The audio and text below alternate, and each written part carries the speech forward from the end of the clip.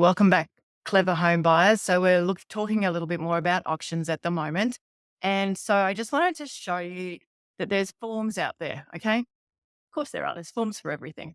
So a sample of some forms that you will encounter when you're preparing to bid at auction.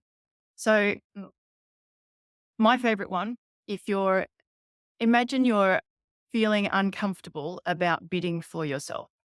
And so you've got a confident friend, you've got a confident relative. And so you've asked them to bid on behalf of you. That's a great strategy. You know why? If they're exuding confidence, they've got they've got half of the problem down pat. The other half of the problem is sticking to the budget. So if you've clearly given them instructions on what your budget is, then fine, ask someone else to bid on your behalf. The REIQ has a form which you can ask me for a copy of, and it's this one here, letter of authority for a person to bid at auction. It's broken into these three parts. So obviously the address goes here of the property that you're wanting to buy. And then the authorization is broken into three areas. Do you want to have a person bid on your behalf? Do you want to have a buyer's agent bid on your behalf? Or do you want to submit bids via telephone? You'll be on the phone to one of the sales agents represented by the real estate agent who's got the property for sale. And so they will then be calling the bids as you're talking to them on the phone.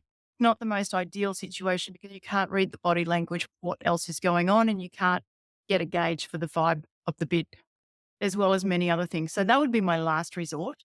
So you can see here, if you've ticked A, B, or C, then you would write the details here of the person, the buyer's agent, or just notify them that it's going to be a telephone bid. Just on the second page here is your name and address, your solicitor's name and address, and then the signatures. So that's the REIQ form to ask somebody else to bid for you at an auction. If you would like a copy of this so that you can use it, if you want to ask somebody else to bid on your behalf, ask me for a copy. I'll send you one. Then we've also got one. So you may encounter that the sales agent's already got these forms made up for you, and that's fine too. This one's made up by a sales agent who is simply asking for you to lay out the name of the party who's authorized to bid on your behalf. That could be a buyer's agent or a friend. And then again, we've got your details, your solicitor's details, and signatures. This organization here also has a separate form if you're going to be using telephone bidding. So you can use the REIQ one, or you can use the form supplied by the sales agent. Now, speaking about bidding at auctions, obviously there is a registration form that you need to fill out on the morning of the auction, or sometimes you can fill it out earlier than the day of the auction.